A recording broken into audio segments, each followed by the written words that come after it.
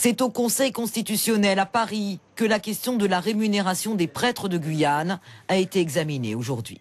Le président de la collectivité territoriale, Rodolphe Alexandre, accompagné d'Alain Tienlong et de l'avocat Patrick Lingibé, sont venus expliquer au Conseil constitutionnel ce qu'ils considèrent comme une obligation injuste, antinomique et discriminatoire par rapport aux lois de la République.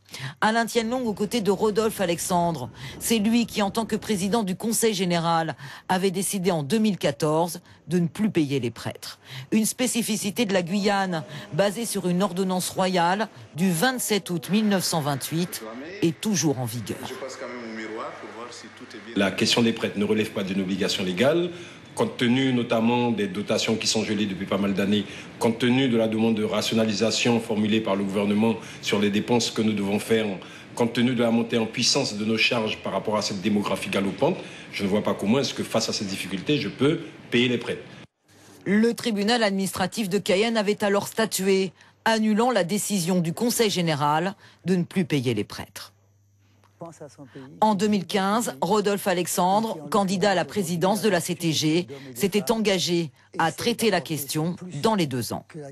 La procédure, c'est celle d'attaquer l'État, pas celle de supprimer les salaires des prêtres. Oui, c'est pas normal, c'est pas conforme, c'est incongru que ce soit le département aujourd'hui qui assure la rémunération des prêtres. Mais est-ce que vous paierez ? Mais nous paierons sur un délai de 2 ans. Ce que je demande, c'est que ce soit l'État qui soit attaqué et non pas la suppression brutale et inhumaine du salaire des prêtres.